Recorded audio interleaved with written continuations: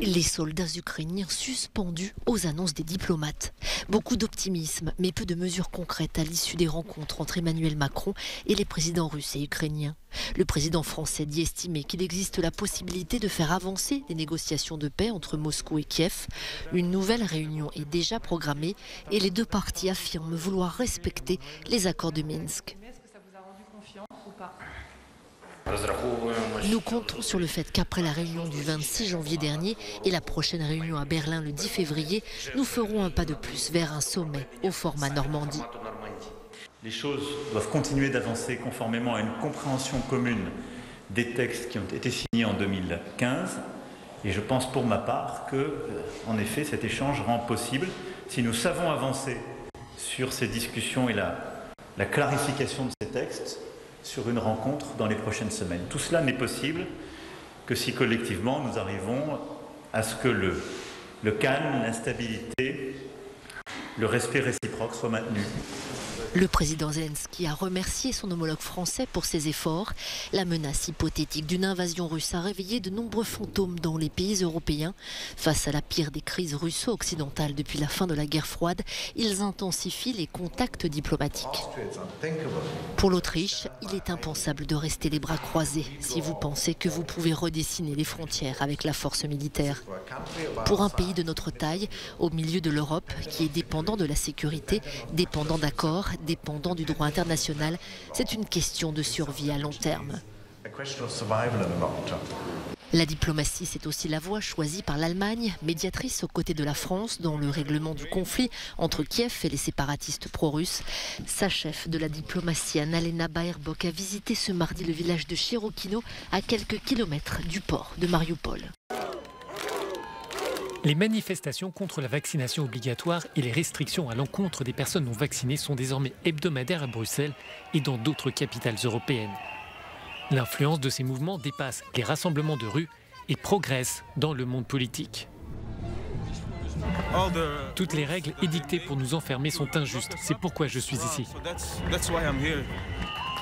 De plus en plus d'organisations comme Belgium United for Freedom, Belgique unie pour la liberté, essaient de convertir cette rancœur en un élan électoral. La colère des gens est légitime, c'est normal que les gens s'emportent car les gens en ont assez de cette situation.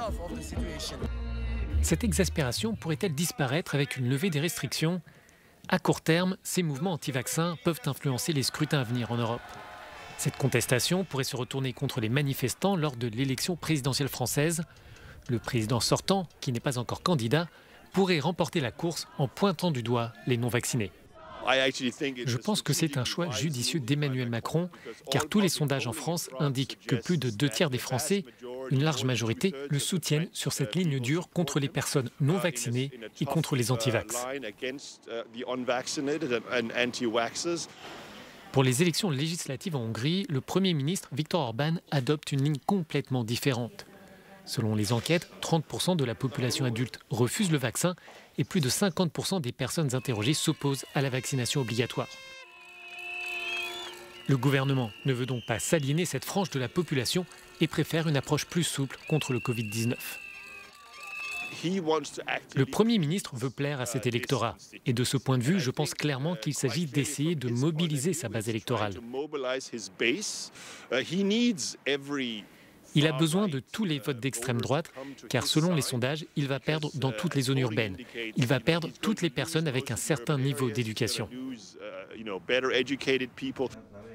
Un groupe d'extrême droite pourrait faire son entrée au Parlement hongrois grâce à une forte campagne contre la vaccination. Si les enquêtes se confirment, la formation Mouvement pour notre patrie pourrait bousculer les équilibres à Budapest. Moins de 3 semaines après la publication d'un rapport accablant, le pape émérite Benoît XVI a demandé pardon pour les violences sexuelles commises au sein de l'archidiocèse de Munich et Freising, en Allemagne, lorsqu'il y était archevêque de 1977 à 1982. Des excuses écrites présentées par son secrétaire personnel. J'ai eu de grandes responsabilités dans l'Église catholique. Ma douleur est d'autant plus grande pour les violences sexuelles et les erreurs qui ont eu lieu dans différents lieux pendant la durée de mon mandat. Dans toutes mes rencontres, notamment au cours de plusieurs voyages apostoliques, avec des personnes abusées sexuellement par des prêtres, j'ai été confronté aux conséquences de la faute la plus grave et j'ai compris que nous sommes nous-mêmes entraînés dans cette faute grave chaque fois que nous la négligeons ou que nous ne l'affrontons pas avec la détermination et la responsabilité nécessaires, comme cela s'est trop souvent produit et continue de se produire.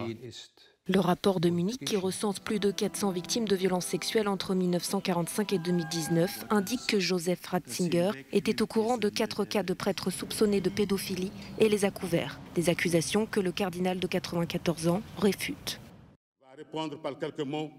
Les tensions entre Bamako et Paris se poursuivent. Ce lundi, devant des diplomates en poste dans son pays, le Premier ministre malien a accusé la France d'avoir œuvré à la partition du Mali à travers son engagement militaire. Choguel Kokala Maïga n'est cependant pas allé jusqu'à demander explicitement le retrait de la force anti-djihadiste Barkhane. Il a été décrété des mesures injustes et sauvages dont l'objectif est d'asphyxier le Mali, de le présenter comme un paria parmi les nations sœurs. Les autorités actuelles ont aussi en mémoire l'interdiction faite en 2013 par les autorités françaises à l'armée malienne d'occuper une partie du territoire national. L'on se rappelle en effet que cette intervention, après avoir aidé en un premier temps à repousser les groupes terroristes, après 7 ans d'allégresse, l'intervention s'est mise en un deuxième temps en une opération de partition de fait du Mali. Les autorités maliennes accusent l'ancienne puissance coloniale française d'avoir instrumentalisé la CEDEAO, l'organisation des États ouest-africains. Cette dernière a imposé début janvier au Mali des sanctions soutenues notamment par Paris. La crise diplomatique se poursuit donc après l'expulsion de l'ambassadeur français en poste à Bamako la semaine dernière. C'est un nouveau coup dur pour EDF. Alors que 4 de ses 56 réacteurs nucléaires sont déjà à l'arrêt, l'électricien a annoncé ce mardi qu'il allait devoir suspendre 3 autres installations. En cause, toujours le même problème, de la corrosion sur des systèmes de sécurité. EDF annonce donc devoir mener de nouvelles inspections, mais les contrôles peuvent prendre des mois vu la complexité des opérations. Ainsi, 2 des réacteurs déjà à l'arrêt ne devraient pas redémarrer avant la fin de l'année 2022.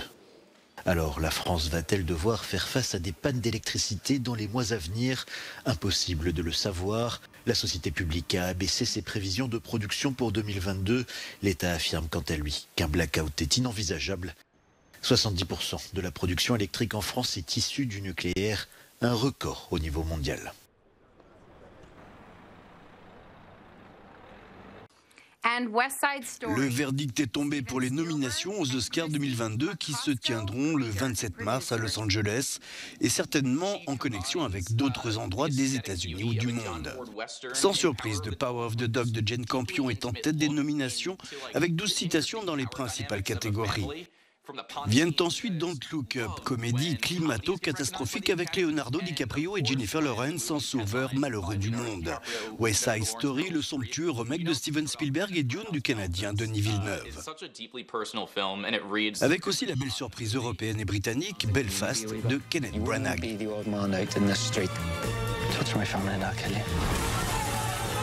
Avec Belfast, Kenneth Branagh revient sur son enfance et la violence en Irlande du Nord à la fin des années 60.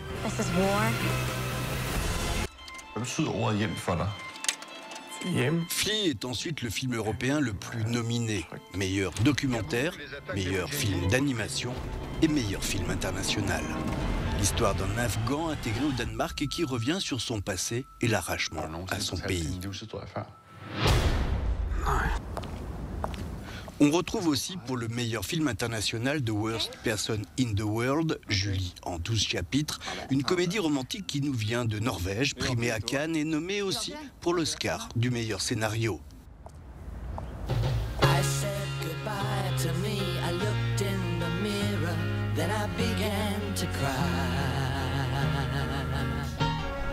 Enfin également pour le meilleur film international, le nouveau film de Paolo Sorrentino, La main de Dieu, produit par Netflix, et qui revient sur ses amours de toujours, Naples, les femmes et le cinéma.